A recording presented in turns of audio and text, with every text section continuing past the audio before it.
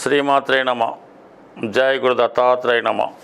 ఈ వీడియోలో మనం కన్యారాశి వారికి జూలై 6 నుంచి 12 మధ్యలో జరగబోయే వార ఫలాలు తెలుసుకుందాం.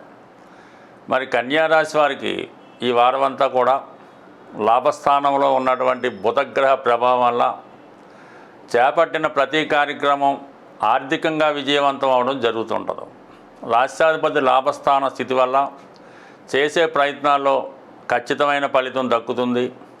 మీ యొక్క స్నేహితురాళ్ళ సహకారంతో ఏదైనా ఒక గొప్ప కార్యక్రమానికి శ్రీకారం చుట్టడం జరుగుతూ ఉంటుంది. ఒక ఏజెన్సీ లాంటిదో, ఒక వ్యాపార సంస్థ లాంటిదో, లేదంటే ఒక సినిమా లాంటిదో, సీరియల్ లాంటిదో ఏదైనా సామూహికంగా అందరి శ్రేయస్సు కోసం చేపట్టే కార్యక్రమం విజయవంతం అవుతుంది. మీరు విద్యారంగంలో ఉన్నా, లేదంటే వైద్య రంగంలో ఉన్నా మీ యొక్క సలహాదారులు అలాగే మీ స్నేహితుల సహకారంతో మీ యొక్క అభివృద్ధి వృత్తిపరంగా సక్సెస్ అవుతుంది. అలాగే చిన్ననాటి మిత్రులను కలుసుకొని వారితో కొన్ని తీపి గుర్తులు పంచుకోవడం జరుగుతూ ఉంటుంది. ఆర్థిక పరంగా మీ వ్యాపార అభివృద్ధికో వ్యక్తిగత అవసరాలకో తగిన సహాయ సహకారాలు కూడా 100% రావడం జరుగుతూ ఉంటుంది. అయితే దశమాధిపతిగా లాభస్థానంలో ఉండడం వల్ల వృత్తిరీత్యా ఆదాయం పెరుగుతుంది. వృత్తిపరంగా చాలా బిజీగా ఉంటారు. మామూలుగా వస్తున్నటువంటి ఆదాయంతో పాటుగా రెగ్యులర్గా వచ్చే ఆదాయంతో పాటు అదనపు ఆదాయం కూడా వచ్చే అవకాశం ఉంది. ఇవన్నీ కూడా ఈ బుధగ్రహ అనుగ్రహంతో మిత్రస్థానంలో ఉన్నటువంటి బుధగ్రహం మీకు అటు తల్లిగారి ద్వారా, లేదంటే స్త్రీల ద్వారా, భార్య ద్వారా, వారి కుటుంబం ద్వారా కూడా మీ యొక్క అన్ని విషయాల్లో కూడా సహాయ సహకారాలు లభించడం జరుగుతూ ఉంటుంది. అలాగే మీ ఆలోచనలు కూడా చాలా వరకు నిజం అవ్వడం జరుగుతూ ఉంటుంది. అయితే వ్యయస్థానంలో కుజగ్రహం ఉండడం వల్ల ఈ సమయంలో మీరు ఏదైనా రుణాలు తీర్చే ప్రయత్నం ఒకటి నెరవేరుతుంది. తప్పనిసరి పరిస్థితుల్లో మీ స్నేహితులకు కానీ, మీ రక్త సంబంధికులకు కానీ, లేదంటే ఏదైనా ఒక ఆశ్రమానికో, ఏదైనా కొద్దిగా ఇబ్బందుల్లో ఉన్నటువంటి మిత్రులకో ఆర్థికపరమైనటువంటి సహకారం అయితే ఈ సమయంలో మీరు చేస్తారు. అయితే ఈ సమయంలో మీరు ఒక అప్పు ఇచ్చినా, సహకరించినా అది ఇంచుమించుగా మర్చిపోవాల్సిందే తప్ప తిరిగి వస్తుందని మాత్రం ఎట్టి పరిస్థితుల్లో కూడా అనుకోవద్దు. అలాగే ఈ సమయంలో మీరు ఏదైనా ఇన్వెస్ట్మెంట్ చేసినా, ఏదైనా వస్తువు కొన్నా చాలా జాగ్రత్తగా ఆలోచించి కొనాలి తప్ప లేని పక్షంలో అవి మీకు చాలా వరకు వృధా వేస్ట్ ఖర్చుగానే మిగిలే అవకాశం ఉంది. అంటే ఏదైనా ధనం వస్తుంది కదా అని ఏదో కొనాలనే నెపంతో ఏదో పనికిరాని వస్తువులు కొనకుండా ఈ సమయంలో మీరు ఏదన్నా ఒక గృహం లాంటిది కొనుక్కుంటే 100% ఒక ఇంటి స్థలం కానీ, ఇల్లు కానీ కొనుక్కుంటే దానికి తగు విధంగా సహకరించడానికి అటు ప్రభుత్వ రంగ సంస్థలు అలాగే మీ మిత్రులు కూడా సహకరించే అవకాశం ఉంది. ఎందుకంటే ఇంచుమించుగా మీకు ఇదే నెలలో 16వ తారీఖు తర్వాత రవి కూడా లాభస్థానంలోకి వస్తూ మరి బుధాదిత్య యోగం ఏర్పడుతుంది. అలాగే రాశ్యాధిపతితోనూ దశమాధిపతితోనూ కలడం వల్ల వృత్తిలో కూడా ప్రమోషన్ వస్తుంది. ఏ విధంగానే సరే మీ ఆదాయం పెరుగుతుంది. దానికి కాబట్టి ముందుగానే మీరు ఏదైనా ఒక వాహనం కొనడానికో, ఒక ఇల్లు కొనడానికో తగు ప్రయత్నాలు చేసుకోండి.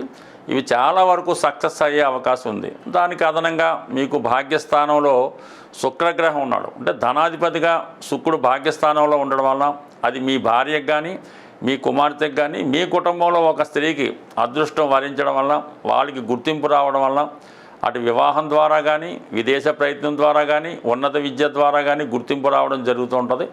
అలాగే మీ యొక్క కుటుంబ వాల్యూ పెరగడం, అటు వివాహం ద్వారా కానీ, మీ కుటుంబంలో ఎవరికైనా ఉద్యోగం గుర్తింపు రావడం కానీ, మీ యొక్క ఆర్థికపరమైన విలువ పెరుగుతూ ఉంటుంది. అంటే కుటుంబంలో ఒకరికి ఆదాయం పెరగడం వల్ల, వ్యక్తిగతంగా మీ మీద కూడా కొంత బడ్జెట్ తగ్గడం వల్ల ఈ మిగులు ధనంతో మీరు ఇలాంటి ఇన్స్టాల్మెంట్ ద్వారా ఏదన్నా ఒక ఇల్లు లాంటి కొనుక్కోవడం కూడా అవకాశం ఉంది. అంటే దానికి ఇంచుమించుగా అన్ని గ్రహాలు సహకరిస్తేనే పెళ్లి కానీ, ఉద్యోగం కానీ, ఇల్లు కానీ అవుతుంది. ఇప్పుడు చతుర్థ భావం మీద చతుర్థాధిపతి యొక్క గురుని దృష్టి 100% పడుతుంది. అలాగే శని యొక్క దృష్టి కూడా సప్తమంలో ఉంటూ దశమ దృష్టితో చతుర్థ భావం మీద పడింది.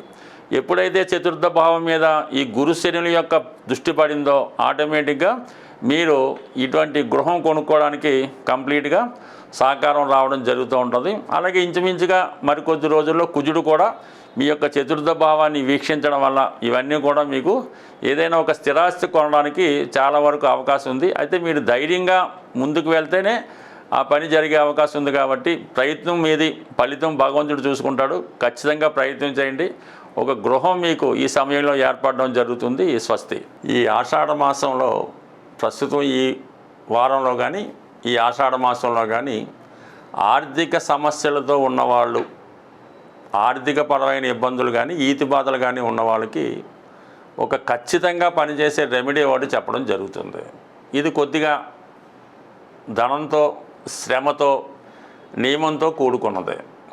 మరి ఏదైనా ఒక గురువారం రోజు ఒక 5 కానీ 3 కానీ ఒక మంచి పండుగ ముద్రగా ఉన్నటువంటి కొబ్బరికాయలు, ఆ కొబ్బరికాయలు భగవంతుడికి ముందుగా భగవంతుడికి సమర్పించకుండా మీకు మీరుగా ఆ కొబ్బరికాయలు బ్రేక్ చేసి ఆ కొబ్బరి కోరు, అలాగే గోధుమ పిండి, కేవలం గోధుమ పిండి మాత్రమే ఉపయోగించి, అలాగే నెయ్యి మాత్రమే ఉపయోగించి మరి అప్పాలని ఒక వంటకాన్ని తయారు చేస్తూ ఉంటారు. ఇది ఎక్కువగా పూరి జగన్నాథ స్వామికి నైవేద్యంగా పెట్టడానికి ఉంటుంది. ఎక్కువగా ఇది మన ఆంధ్ర, ఒరిస్సా ప్రాంతం వారికి ఈ అప్పాలు ఏ విధంగా చేయాలన్నది తెలుస్తుంది. అది మరీ పెద్ద సైజు కాకుండా, మరీ చిన్న సైజు కాకుండా 108 అప్పాలు తయారు చేయవలసి ఉంటుంది. ఈ అప్పాలు తయారు చేసే క్రమంలో కానీ, ఈ కొబ్బరికాయలు కొట్టే క్రమం కానీ ఏ విధంగా కూడా ఎంగిలి అన్నది అవ్వకూడదు. ఇప్పుడు కొబ్బరికాయలు కొడతారు, ఆ కొబ్బరికాయ నీళ్ళు ఈ పిల్లలుగా ఎవరికో తాగిస్తూ ఉంటారు. అలాగే కొన్ని మధ్యలో ఈ రుచి చూస్తూ ఉంటారు, శాంపిల్ చూస్తూ ఉంటారు. తయారైన తర్వాత దేవుడికి పక్కన పెట్టి మిగతా అలా కాకుండా ఆ వంటకం పూర్తి అయ్యేదాకా కూడా చాలా శుచిగా, చాలా శుభ్రంగా మడితో తయారు చేయాలి. ఏమాత్రం ఎంగిలి అన్నది తగలకూడదు.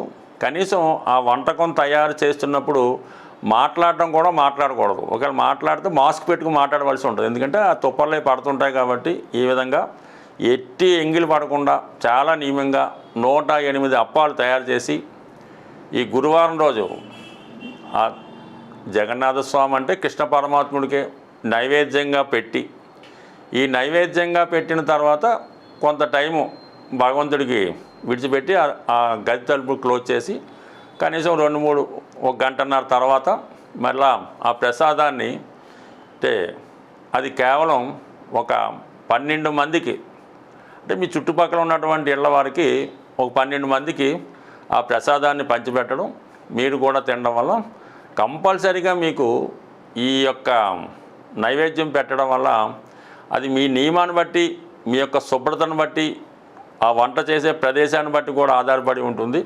చాలా తొందరగా మీరు ఈ ఫలితాన్ని కేవలం 9 అంటే 9 రోజుల్లో మీ యొక్క ఎటువంటి కోరికైనా అది తీరగలిగేది అయితే మాత్రం 100% తీరుతుంది. భక్తి శ్రద్ధలతో ఈ వంటకాన్ని తెలియపోతే నేర్చుకోనన్నా చేయడం వల్ల 100% మీరు ఇందులో విజయాన్ని సాధిస్తారు. ఒక్కసారి ప్రయత్నం చేయండి. మళ్ళా నెక్స్ట్ ఇయర్ మళ్ళా చేయొచ్చు, మళ్ళా నెక్స్ట్ ఇయర్ చేయొచ్చు. కానీ సంవత్సరానికి కూడా మీ యొక్క స్థాయి, హోదా కూడా పెరగడం అన్నది ఆ జగన్నాథ స్వామి యొక్క అనుగ్రహంతో నెరవేరుతుంది. అంటే మనకి విష్ణుమూర్తి రూపంలో ఏ దైవాన్ని పూజించినా మన కేంద్రాలు, అంటే రాశి చక్రంలో ఉన్నటువంటి కేంద్రాలు యాక్టివేట్ అవ్వడం జరుగుతూ ఉంటుంది. అంటే 1, 4, 7, 10 కేంద్రాలు యాక్టివేట్ అవుతాయి. కేంద్రాలు బలంగా ఉంటే జాతకుడు ఆయుష్ బాగుంటుంది, అదృష్టం బాగుంటుంది. కాబట్టి ఈ విధంగా మీరు చేయడం వల్ల కంపల్సరిగా మీకు మీ జాతకంలో ఉన్నటువంటి అదృష్ట యోగాలు యాక్టివేట్ అయ్యి మిమ్మల్ని అదృష్టవంతులుగా మార్చే అవకాశం ఉంటుంది. స్వస్తి.